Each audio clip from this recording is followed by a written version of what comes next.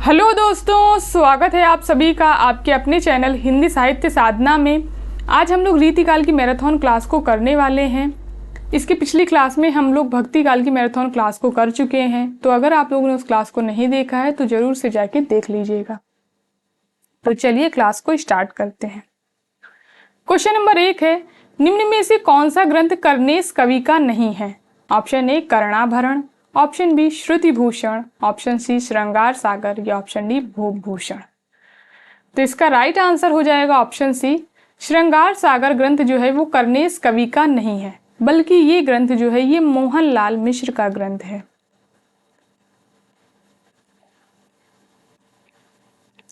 मोहनलाल मिश्र का ये ग्रंथ है, ये आप लोग याद रखेंगे। बाकी कर्णाभरण, श्रुतिभूषण और भूभूषण ये तीनों ग्रंथ जो है ये कर्नेश कवि के ग्रंथ हैं। क्वेश्चन नंबर 2 है, इसमें संदेह नहीं कि काव्य रीति का सम्यक समावेश पहले आचार्य केशव ने ही किया, पर हिंदी में रीति ग्रंथों की अविरल और अखंडित परंपरा का प्रवाह केशव की कवि प्रिया की प्रायः 50 वर्ष पीछे चला, और वह भी एक भिन्न आदर्श को लेकर, केशव के आदर्श को लेकर नहीं। उपर्युक्त पंक्तियां हिंदी साहित्य के इतिहास में रीतिकाल के किस प्रकरण की है? ऑप्शन ए प्रकरण 1, ऑप्शन बी प्रकरण 2, ऑप्शन सी प्रकरण 3 या ऑप्शन डी इनमें से कोई नहीं। तो इसका राइट आंसर हो जाएगा ऑप्शन 1, प्रकरण 1 की ये पंक्ति है। तो रीतिकाल को शुक्ल जी ने कुल 3 प्रकरणों में डिवाइड किया है, जिसमें प्रकरण 1 जो है वो सामान्य परिचय है, प्रकरण 2 है रीति ग्रंथकार कवि और प्रकरण 3 है रीतिकाल के अन्य कवि। तो कुल 3 प्रकरणों में इसको रीतिकाल को डिवाइड किया है शुक्ल जी ने। और केशव दास जो है, केशव दास को रीति काल के अंतर्गत नहीं रखा है शुक्ल जी ने, भक्ति काल के प्रकरण 6 के अंतर्गत रखा है केशव दास को। और भक्ति काल का प्रकरण 6 है भक्ति काल की फुटकल रचनाएं। तो प्रकरण 6 के अंतर्गत केशव दास को रखा है। ये प्रश्न जो है ये पेपर में पूछा जा सकता है कि रामचंद्र शुक्ल ने केशव दास को किस काल में रखा है, या पूछा जा सकता है कि भक्ति काल के किस प्रकरण के अंतर्गत रखा है, तो प्रकरण 6 के अंतर्गत रखा है। और अगर काल पूछा जाए तो भक्ति काल के अंतर्गत केशव दास को रखा है शुक्ल जी ने। तो ये चीज आप लोग याद रखेंगे। और ये पंक्ति प्रकरण 1 की है। क्वेश्चन नंबर 3 है, बिहारी सतसई के टीकाकार नहीं है। ऑप्शन ए कृष्ण कवि, ऑप्शन बी लल्लू लाल, ऑप्शन सी मतीराम या ऑप्शन डी सुरति मिश्र। तो इसका राइट आंसर हो जाएगा ऑप्शन सी, मतीराम जो है उन्होंने बिहारी सतसई की टीका जो है वो नहीं लिखी है। हम लोग देख लेते हैं किन लोगों ने बिहारी सतसई की टीका लिखी है। तो 5 कवि जो है इन्होंने बिहारी सतसई की टीका लिखी है। कृष्ण कवि, हरि प्रकाश, लल्लू लाल, इनकी टीका का नाम है लाल चंद्रिका, सरदार कवि और सुरति मिश्र। जिसमें से ये जो टीका है ये काफी इंपॉर्टेंट है और ये पेपर में पूछी जाती है।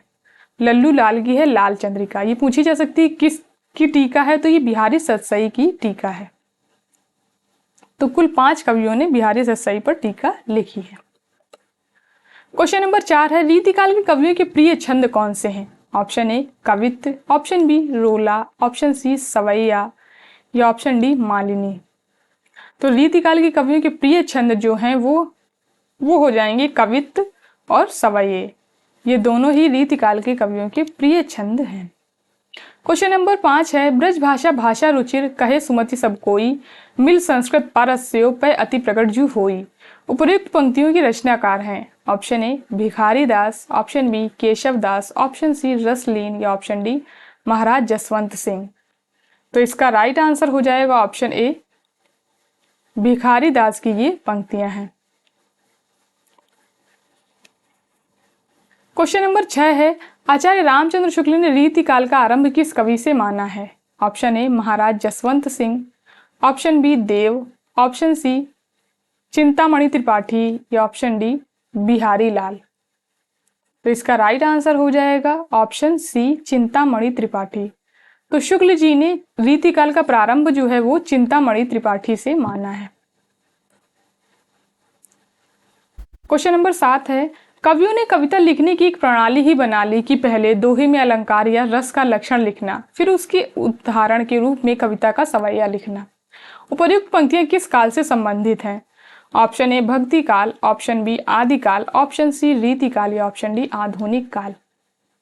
तो इसका राइट आंसर हो जाएगा ऑप्शन सी, रीतिकाल के संबंध में ये पंक्तियां दी हुई हैं। और अगर ये पंक्तियां देखिए पूछा जाए कि ये रीतिकाल के संबंध में किसकी पंक्तियां हैं, तो शुक्ल जी की ये पंक्तियां हैं, ये आप लोग याद रखेंगे। क्वेश्चन नंबर 8 है, निम्न में से किस कवि को रामचंद्र शुक्ल ने रीति ग्रंथकार कवियों में शामिल नहीं किया है? Option A Keshav Das, option B Bhikhari Das, option C Raghunath, option D Roop Shahi. तो जैसा कि मैंने आप लोगों को बताया था, केशव दास को शुक्ल जी ने रीति ग्रंथकार कवियों के अंतर्गत नहीं रखा है, या कहें तो रीतिकाल के अंतर्गत नहीं रखा है। क्वेश्चन नंबर 9 है, महाराज जसवंत सिंह ने अपने भाषा भूषण ग्रंथ की रचना किस ग्रंथ को आधार बनाकर की है? ऑप्शन ए भाव विलास, ऑप्शन बी रसिक रसाल, ऑप्शन सी चंद्रालोक, या ऑप्शन डी काव्य विवेक।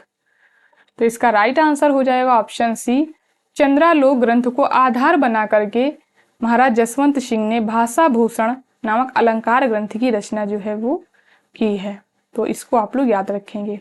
अगर आप लोग हिंदी साहित्य का इतिहास रामचंद्र शुक्ल की बुक को पढ़ना चाहते हैं तो इसको मैंने लाइन बाय लाइन करवाया है, वहां से जाके आप लोग कर सकते हैं। उसके अलावा प्रत्येक प्रकरण के MCQs भी मैंने साथ में करवाए हैं, तो वो भी आप लोग कर सकते हैं। क्वेश्चन नंबर 10 है, सुमेलित कीजिए। इधर कवि दिए हैं और इधर आश्रयदाता राजा। कवि है बिहारी, मतीराम, मंडन, भिखारीदास। आश्रयदाता राजा है बाबू हिंदुपति सिंह, राजा मंगल सिंह, महाराज भाव सिंह, महाराज जय सिंह। तो इसका राइट आंसर हो जाएगा ऑप्शन डी, बिहारी महाराज जय सिंह, मतीराम महाराज भाव सिंह, मंडन राजा मंगल सिंह, भिखारीदास बाबू हिंदुपति सिंह। ये आश्रयदाता राजा बहुत इंपॉर्टेंट होते हैं और पेपर में पूछे जाते हैं, तो इनको आप लोग जरूर ध्यान से देखेंगे। क्वेश्चन नंबर 11 है, अभिधा उत्तम काव्य है, मध्य लक्षणा लीन, अधम व्यंजना रस बिरस, उलट घात नवीन। अभिधा लक्षणा आदि शब्द शक्तियों के संबंध में प्रयुक्त पंक्तियां किस कवि की हैं? Option A Dev, option B Nevaj, option C Ram, या ऑप्शन डी कालिदास द्विवेदी। तो इसका राइट आंसर हो जाएगा ऑप्शन ए, देव की ये पंक्तियां हैं।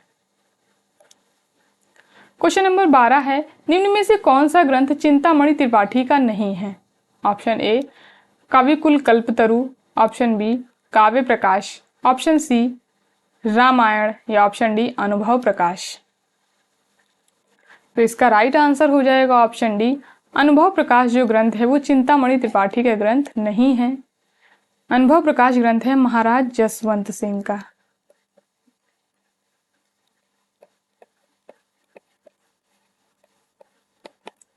बाकी ये तीनों ही ग्रंथ जो हैं वो चिंतामणि त्रिपाठी के ग्रंथ हैं। तो कुल 4 ग्रंथों का उल्लेख जो है वो शुक्ल जी ने किया है चिंतामणि त्रिपाठी के। काव्य विवेक, कवि कुल कल्पतरु, इसका समय दिया है संवत 1707, काव्य प्रकाश, रामायण और छंद विचार। तो इतने ग्रंथ जो हैं वो चिंतामणि त्रिपाठी के हैं। क्वेश्चन नंबर 13 है, इस ग्रंथ को इन्होंने वास्तव में आचार्य के रूप में लिखा है, कवि के रूप में नहीं। उपर्युक्त कथन आचार्य रामचंद्र शुक्ल ने महाराज जसवंत सिंह के किस ग्रंथ के संबंध में कहा है? ऑप्शन ए भाषा भूषण, ऑप्शन बी आनंद विलास, ऑप्शन सी सिद्धांत सागर, या ऑप्शन डी प्रबोध चंद्रोदय नाटक। तो इसका राइट आंसर हो जाएगा ऑप्शन ए, भाषा भूषण ग्रंथ के संबंध में शुक्ल जी ने ये पंक्ति जो है वो कही है महाराज जसवंत सिंह के भाषा भूषण ग्रंथ के संबंध में। और उसके अलावा ये पंक्ति भी इंपॉर्टेंट है जो कि महाराज जसवंत सिंह के संबंध में है। वे आचार्य की हैसियत से हिंदी साहित्य क्षेत्र में आए, कवि की हैसियत से नहीं। तो ये पंक्ति भी जो है ये इंपॉर्टेंट हो जाती है। क्वेश्चन नंबर 14 है, निम्न में से कौन सा कथन बिहारी लाल के संबंध में आचार्य रामचंद्र शुक्ल का नहीं है? ऑप्शन ए, इनका जन्म ग्वालियर के पास वसुआ गोविंदपुर गांव में संवत 1659 के लगभग माना जाता है। ऑप्शन बी, ये जयपुर के मिर्जा राजा जय शाह महाराज जय सिंह के दरबार में रहा करते थे। ऑप्शन सी, बिहारी की रस व्यंजना का पूर्ण वैभव उनके अनुभवों के विधानों में दिखाई पड़ता है। ऑप्शन डी, मुक्तक कविता में जो गुण होना चाहिए वह बिहारी के दोहों में अपने चरम उत्कर्ष को पहुंचा है, इसमें कोई संदेह नहीं। ऑप्शन ई, श्रृंगार के ग्रंथों में जितनी ख्याति और जितना मान बिहारी सतसाई का हुआ उतना और किसी का नहीं। तो इसका राइट आंसर हो जाएगा ऑप्शन ए, इनका जन्म ग्वालियर के पास वसुआ गोविंदपुर गांव में संवत 1660 में हुआ था। तो इसका सन जो है ये गलत दिया हुआ, संवत 1660 में जो है वो हुआ था, इसलिए ये जो कथन है ये गलत हो जाता है।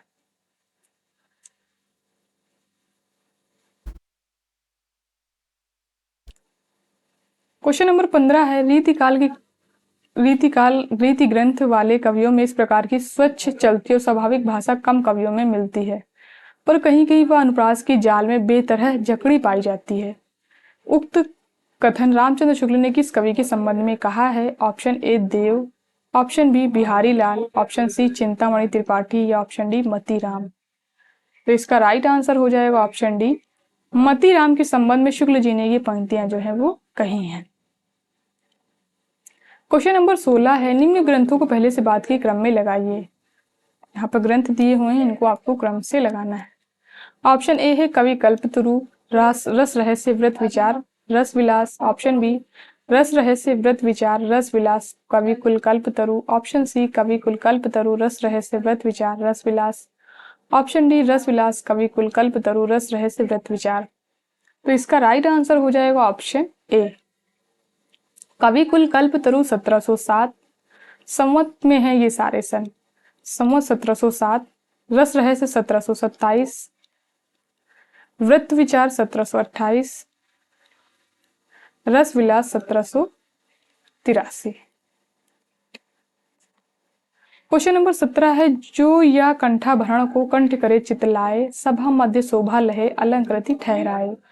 उपर्युक्त पंक्तियां किस कवि की हैं? Option A Raghunath, option B Dulhe, option C Dev या ऑप्शन डी देवकी नंदन।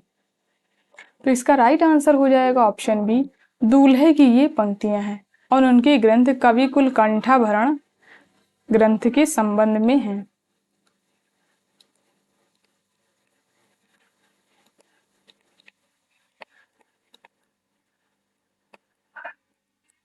तो दूल्हे ने अपने ही ग्रंथ कवि कुल कंठाभरण ग्रंथ के संबंध में ये पंक्तियां जो हैं वो कही हैं।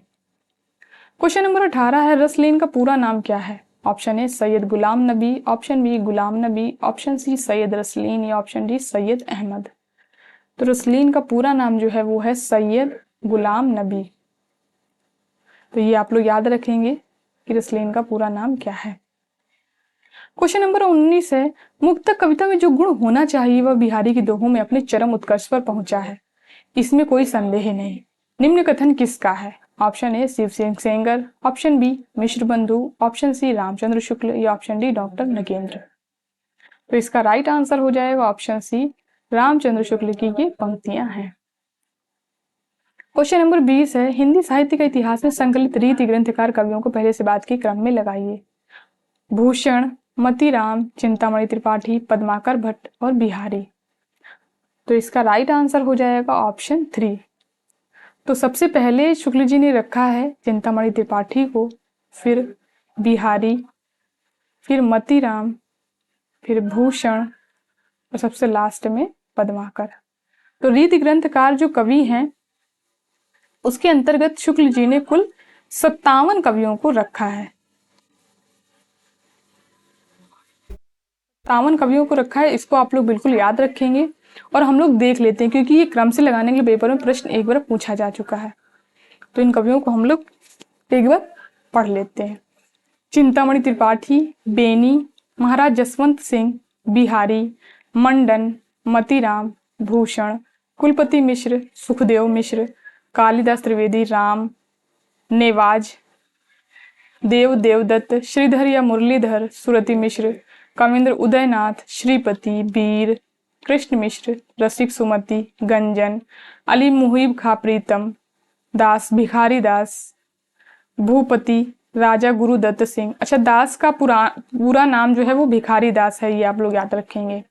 जिसका पूरा नाम दिया है वो मैंने सब ले लिया है इसमें, तो आप लोग इसको भी देखते हुए चलेंगे। तोष निधि, दलपति राय, बंशीधर, सोमनाथ, रसलीन, सैयद गुलाम नबी, रघुनाथ, दूल्हे, कुमार कुमार मणिभट्ट, शंभुनाथ मिश्र, शिव सहाय दास, रूप सहाई, ऋषिनाथ, बेरी साल दत्त, रतन सिंह नाथ, इनका पूरा नाम है हरिनाथ, मनीराम मिश्र, चंदन, देवकी नंदन महाराज राम सिंह, भान कवि, थान कवि, इनका नाम है थान राय, बेनी बंदीजन, बेनी प्रवीण, जसवंत सिंह द्वितीय, यशोदानंदन, करण कवि, गुरदीन पांडे, ब्रह्मदत्त, पद्माकर भट्ट, ग्वाल कवि, प्रताप शाही, और सबसे जो लास्ट कवि रखे हैं, अंतिम कवि हैं रसिक गोविंद।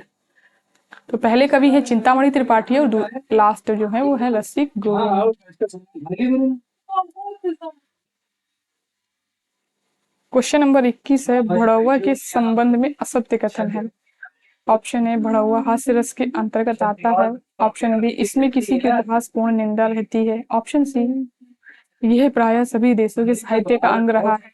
ऑप्शन डी, भड़ौआ संग्रह रस के श्रृंगार रस के अंतर्गत आता है। तो इसका राइट आंसर हो जाएगा ऑप्शन डी, भड़ौआ श्रृंगार रस के अंतर्गत आता है। तो ये श्रृंगार रस के अंतर्गत आता है, ये जो है ये असत्य कथन है, क्योंकि ये हास्य रस के अंतर्गत आता है। तो इसको आप लोग याद रखेंगे। और ये भड़ौआ जो है, भड़ौआ संग्रह, इसके जो कवि हैं वो हैं बेनी बंदीजन।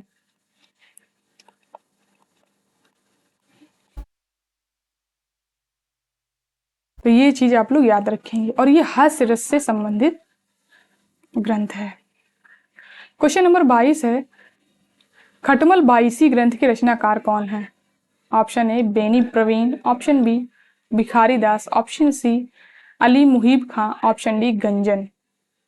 तो इसका राइट आंसर हो जाएगा ऑप्शन सी, अली मुहीब खां जो है वो खटमल बाईसी ग्रंथ के रचनाकार हैं, और ये भी एक हास्य ग्रंथ है, हास्य रस से संबंधित ग्रंथ है। तो इसको आप लोग याद रखेंगे। क्वेश्चन नंबर 27 है, क्वेश्चन नंबर 27 है, सुमेलित कीजिए। इधर ग्रंथ दिए हैं और इधर उनके रचनाकार। ग्रंथ है गंगा लहरी, ललित ललाम, दूषण उल्लास, काव्य निर्णय। और ग्रंथ है, रचनाकार है मतीराम, भिखारी दास, पद्माकर भट्ट और भूषण। तो इसका राइट आंसर हो जाएगा ऑप्शन बी, गंगा लहरी, पद्माकर भट्ट, ललित ललाम, मतीराम, दूषण उल्लास, भूषण, काव्य निर्णय, भिखारी दास। क्वेश्चन नंबर 24 है, निम्न में से कौन सा ग्रंथ देव का नहीं है? ऑप्शन ए, भाव विलास, ऑप्शन बी, अष्टयाम, ऑप्शन सी, कुशल विलास, या ऑप्शन डी, काव्य सरोज। तो देव का ग्रंथ नहीं है काव्य सरोज, ये देव का ग्रंथ नहीं है, ये श्रीपति का ग्रंथ है। बाकी ये तीनों ही ग्रंथ जो है ये देव के हैं। अब हम लोग देख लेते हैं देव के किन किन ग्रंथों का उल्लेख जो है वो शुक्ल जी ने किया है। तो शुक्ल जी ने देव के कुल 23 ग्रंथों का उल्लेख किया है। भाव विलास, अष्टयाम, भवानी विलास, सुजान विनोद, प्रेम तरंग, राग रत्नाकर, कुशल विलास, देवचरित, प्रेम चंद्रिका, जाति विलास, रस विलास, काव्य रसायन या शब्द रसायन, सुख सागर तरंग, वृक्ष विलास, पावस विलास, ब्रह्म दर्शन 25, दत्त दर्शन 25, आत्म दर्शन 25, जगत दर्शन 25, रसानंद लहरी, प्रेम दीपिका, नक्षिक और प्रेम दर्शन। तो कुल 23 ग्रंथों का उल्लेख जो है वो किया है शुक्ल जी ने। क्वेश्चन नंबर 25 है, भावों को आसमान पर चढ़ने और दूर की कौड़ी लाने की फेर में ये नहीं पड़े हैं। नायिका के विरह ताप को लेकर बिहारी के समान मजाक इन्होंने नहीं किया है। इनके भाव व्यंजक व्यापारों की श्रृंखला सीधी और सरल है, बिहारी के समान चक्कादार नहीं। उपर्युक्त कथन रामचंद्र शुक्ल ने किस कवि के संदर्भ में कहा है? Option A, Matiram, option B, Chandan, option C, Kavindra, या ऑप्शन डी, देव। तो इसका राइट आंसर हो जाएगा ऑप्शन ए, मतीराम के संबंध में शुक्ल जी ने ये पंक्तियां कही हैं। क्वेश्चन नंबर 26 है, तो पर वारो उर्वशी, सुन राधिके सुजान, तू मोहन के उर्वशी, हवे उर्वशी समान। उपर्युक्त पंक्तियों के रचनाकार कौन है? Option A, Dev, option B, Bihari, option C, Padmakar Bhatt, option D, Ram. तो इसका राइट आंसर हो जाएगा ऑप्शन बी, बिहारी की ये पंक्तियां हैं और पेपर में पूछी भी जा चुकी हैं, इंपॉर्टेंट पंक्तियां हैं ये। क्वेश्चन नंबर 27 है, हिंदी में लक्षण ग्रंथ की परिपाटी पर रचना करने वाले जो सैकड़ों कवि हुए हैं वे आचार्य की कोटि में नहीं आ सकते। वे वास्तव में कवि ही थे, उनमें आचार्य के गुण नहीं थे। उपर्युक्त कथन किस इतिहासकार का है? Option A Acharya Hazari Prasad Dwivedi, option B Ramchandra Shukla, option C Bachchan Singh या ऑप्शन डी डॉक्टर नगेंद्र। तो इसका राइट आंसर हो जाएगा ऑप्शन बी आचार्य रामचंद्र शुक्ल की ये पंक्ति है। क्वेश्चन नंबर 28 है, इसके बहुत से दोहे सरस उद्भावना में बिहारी के दोहों के पास पहुंचते हैं, पर यह कहना है कि ये दोहे बिहारी के दोहों में मिलाए जा सकते हैं। रसज्ञता और भावुकता से ही पुरानी दुश्मनी निकालना नहीं, बिहारी को भी कुछ नीचे गिराने का प्रयास समझा जाएगा। उपर्युक्त कथन रामचंद्र शुक्ल ने राम सहाय दास के किस ग्रंथ के संबंध में कहा है? Option A Vani Bhushan, option B Ram Satsai, option C Vritt Tarangini, option D ककहरा। तो इसका राइट आंसर हो जाएगा ऑप्शन बी राम सतसई ग्रंथ के संबंध में शुक्ल जी ने ये पंक्तियां जो है वो कही हैं। राम सहाय दास के 3 ग्रंथों का उल्लेख जो है वो शुक्ल जी ने किया है। वाणी भूषण ये एक अलंकार ग्रंथ है, वृत्त तरंगिणी संवत 1873 ये पिंगल भाषा में ग्रंथ है, और तीसरा ग्रंथ है ककहरा, ये जायसी के अखरावट के ढंग की पुस्तक है। तो 3 ग्रंथों का उल्लेख जो है वो शुक्ल जी ने किया है। क्वेश्चन नंबर 29 है, जगह जड़ाऊं जामे जड़े हैं जवाही रात, जगमग ज्योति जकी जग में जमती है। उपयुक्त पंक्तियां किस कवि की है? Option A Girdhar Das, option B Chandrashekhar, option C Bodh या ऑप्शन डी अलबेली अली।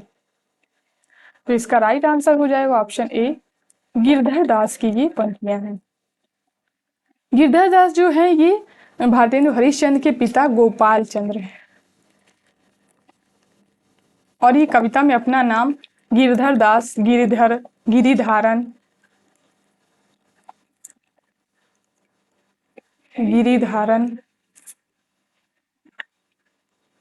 तो इस तरीके के नाम जो है ये कविताओं में अपना रखते हैं। तो इन तीनों ही नामों को आप लोग याद रखेंगे, ये भारतेंदु हरिश्चंद्र के पिता हैं। तो इनके इतने ग्रंथों का उल्लेख जो है वो शुक्ल जी ने किया है। तो बाबू ब्रजचंद्र दास जी ने इनके कुल 18 पुस्तकों के नाम दिए हैं। उसके अलावा बाबू राधा कृष्ण दास ने इनके 21 पुस्तकों का उल्लेख किया है। तो जिनका उल्लेख जो है शुक्ल जी ने यहाँ पर किया है, ये आप लोग देख सकते हैं, जिसमें इनका जो जरासंध वध है ये अपूर्ण ग्रंथ है। क्वेश्चन नंबर 30 है, आलम के आश्रयदाता राजा कौन थे? Option A Aurangzeb, option B Muazzam, option C Raja Vikram Shahi या ऑप्शन डी कल्याण सिंह। तो इसका राइट आंसर हो जाएगा ऑप्शन बी मुअज्जम जो है वो आलम के आश्रयदाता राजा हैं, और ये हैं औरंगजेब के दूसरे पुत्र।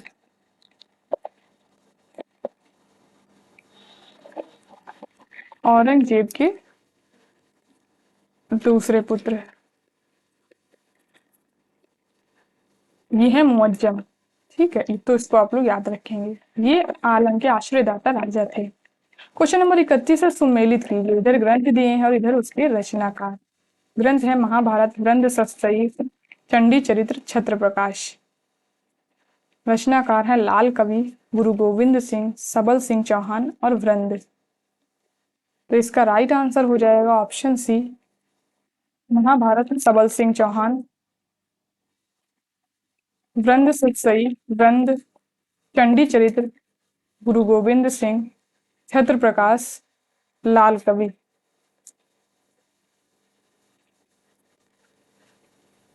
क्वेश्चन नंबर 32 है, हिंदी साहित्य का इतिहास में आचार्य रामचंद्र शुक्ल ने रीतिकाल के प्रकरण 3 के कवियों को कितने वर्गों में बांटा है?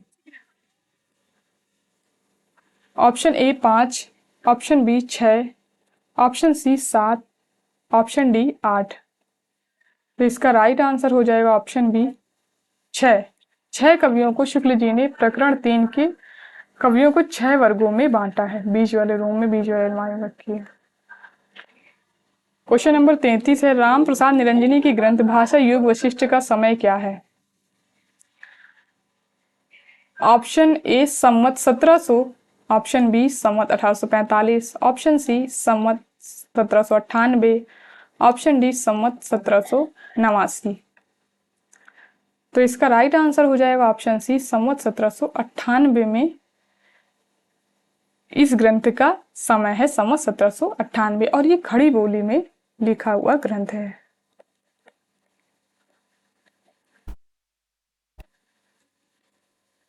क्वेश्चन नंबर 34 है, प्रेम की पीर ही को लेकर इनकी वाणी का प्रादुर्भाव हुआ।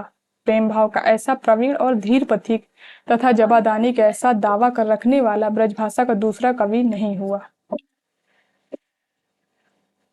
उपर्युक्त कथन रामचंद्र शुक्ल ने किस कवि के लिए कहा है? Option A Bodha, option B Alam, option C Ghananand या ऑप्शन डी बनवारी।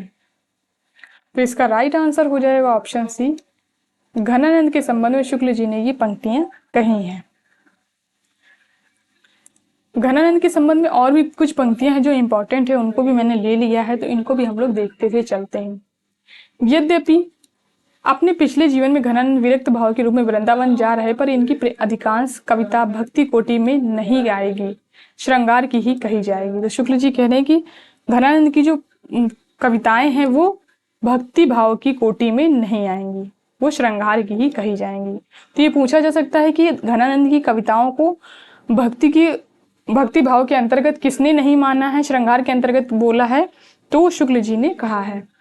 और दूसरी पंक्ति ये इंपॉर्टेंट है, घनानंद जी उन विरले कवियों में हैं जो भाषा की व्यंजकता बढ़ाते हैं, अपनी भावनाओं के अनूठे रूप रंग की व्यंजना के लिए भाषा का ऐसा बेधड़क प्रयोग करने वाला हिंदी के पुराने कवियों में दूसरा नहीं हुआ। भाषा के लक्षक और व्यंजक बल की सीमा कहाँ तक है, इसकी पूरी परख इन्हीं को है।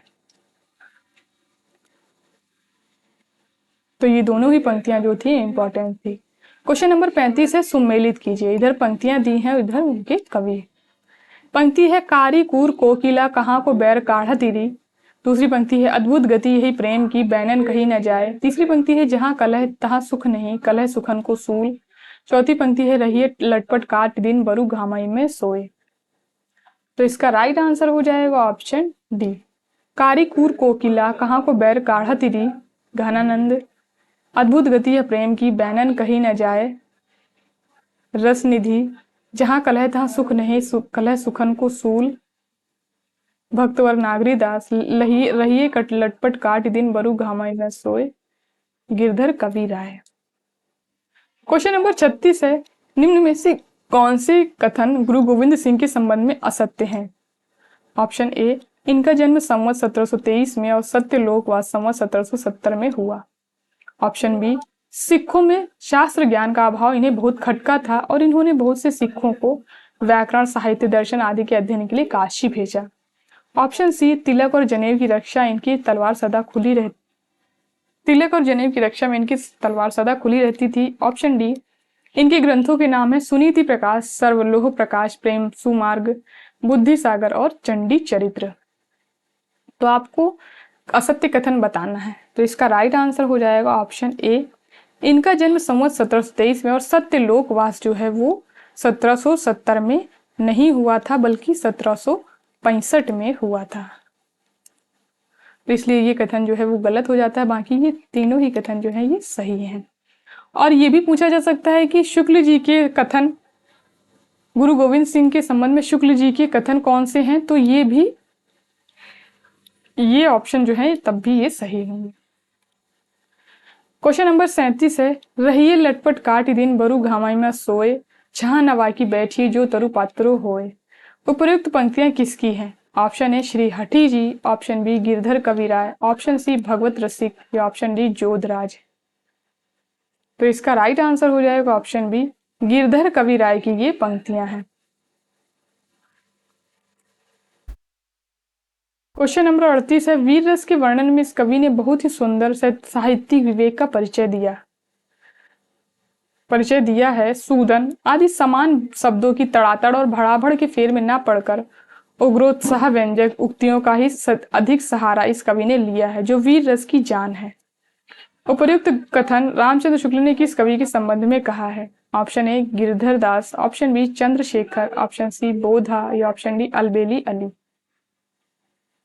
तो इसका राइट आंसर हो जाएगा ऑप्शन बी, चंद्रशेखर कवि के संबंध में ये पंक्तियां जो है वो कही हैं शुक्ल जी ने। चंद्रशेखर की ग्रंथों को हम लोग देख लेते हैं, क्योंकि ये भी पेपर में पूछे जा सकते हैं। चंद्रशेखर की ग्रंथ है हमीर हट, इसमें महाराज नरेंद्र सिंह की वीरता का वर्णन है। विवेक विलास, रसिक विनोद, हरिभक्ति विलास, नक्षिक, वृंदावन शतक, गुह पंचाशिका, ताजक ज्योतिषी, माधवी वसंत। तो इतने ग्रंथ जो हैं वो चंद्रशेखर के हैं। क्वेश्चन नंबर 39 है, रामचंद्र शुक्ल ने रीतिकाल के प्रकरण 3 के अंतर्गत कितने कवियों को रखा है? Option A 53, option B 46, option C 48 या ऑप्शन डी 45। तो इसका राइट आंसर हो जाएगा ऑप्शन बी, 46 कवियों को रखा है। तो शुक्ल जी ने रीतिकाल को कुल 3 प्रकरणों में डिवाइड किया है, जिसमें पहले प्रकरण में तो कवि नहीं है, लेकिन दूसरे प्रकरण में शुक्ल जी ने कुल 57 कवियों को रखा है और इस प्रकरण का नाम है रीतिकाल के ग्रंथकार कवि। और तीसरा प्रकरण है रीतिकाल के अन्य कवि, इसके अंतर्गत शुक्ल जी ने कुल 46 कवियों को रखा है। तो ये चीज आप लोग याद रखेंगे। इसमें जो सबसे पहले कवि है, पहला कवि जो है प्रकरण 3 में वो बनवारी है और 46वें नंबर के जो कवि है वो है द्विजदेव।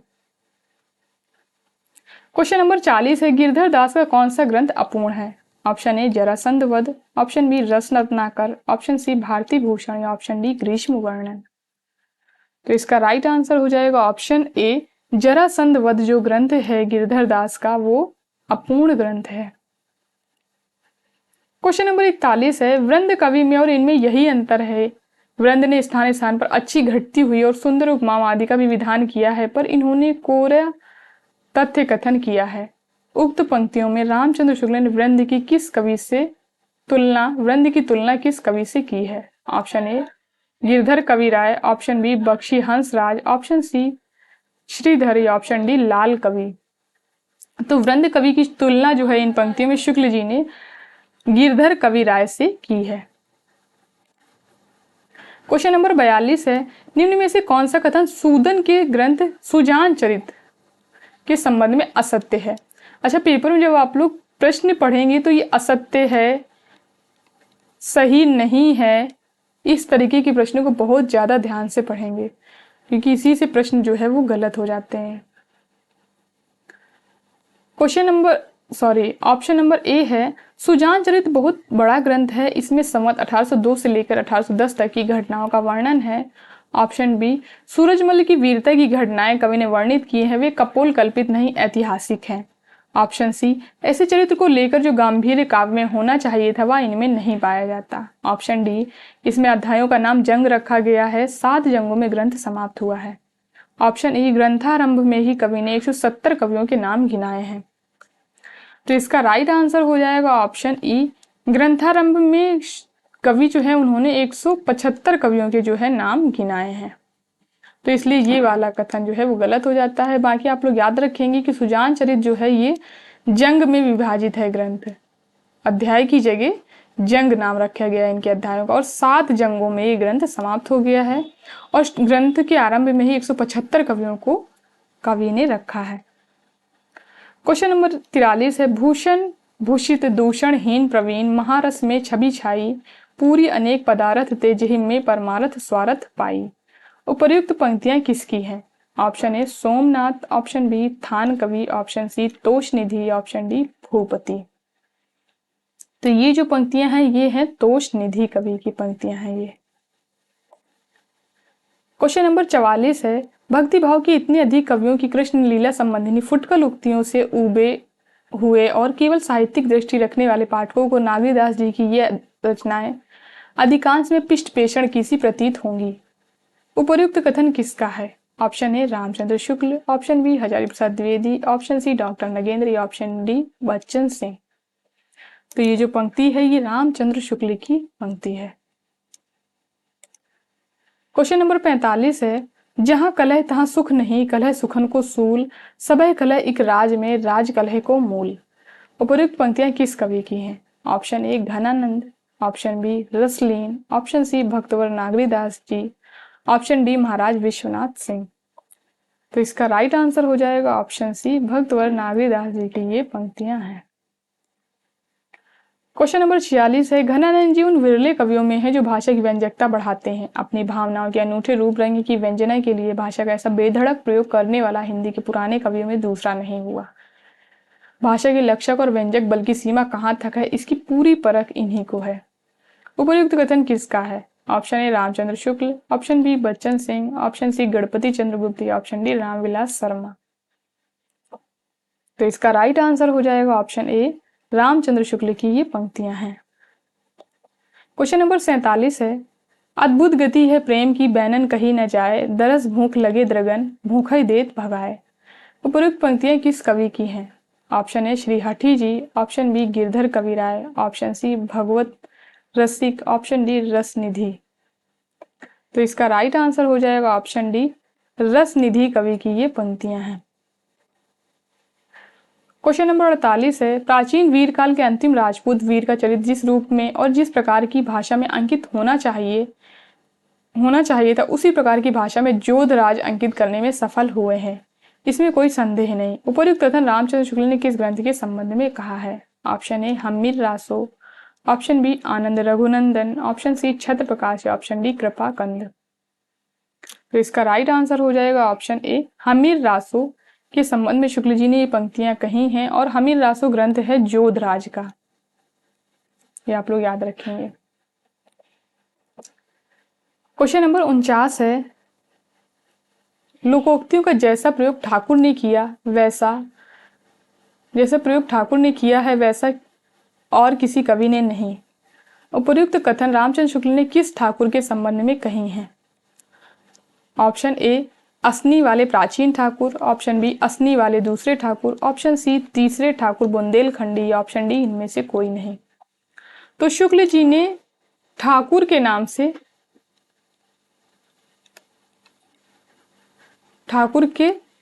शुक्ल जी ने बताया ठाकुर के नाम से 3 कवि हुए,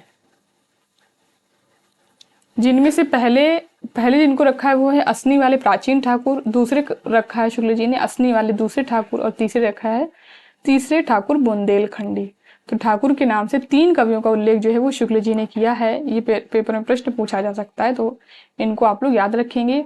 पहले हैं असनी वाले प्राचीन ठाकुर, दूसरे हैं असनी वाले दूसरे ठाकुर, तीसरे ठाकुर बुंदेलखंडी, जिसमें ये जो पंक्ति है ये तीसरे ठाकुर बुंदेलखंडी के संबंध में शुक्ल जी ने कही है।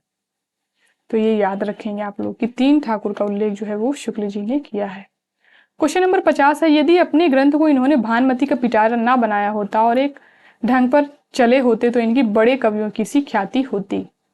उपर्युक्त कथन रामचंद्र शुक्ल ने किस कवि के संदर्भ में कहा है? Option A Bhushan, option B Bhan कवि, ऑप्शन सी थान कवि, ऑप्शन डी महाराज राम सिंह। तो इसका राइट आंसर हो जाएगा ऑप्शन सी, थान कवि के संबंध में शुक्ल जी ने ये पंक्तियां जो है वो कही हैं। तो यहां से हमारे जो है रीतिकाल के प्रश्न समाप्त होते हैं। आप लोग कमेंट करके जरूर बताइएगा आप लोगों को ये क्लास कैसी लगी। धन्यवाद दोस्तों इस क्लास को लास्ट तक देखने के लिए। अगर क्लास पसंद आई हो तो लाइक करिए, शेयर करिए एंड हमारे चैनल को सब्सक्राइब करिए।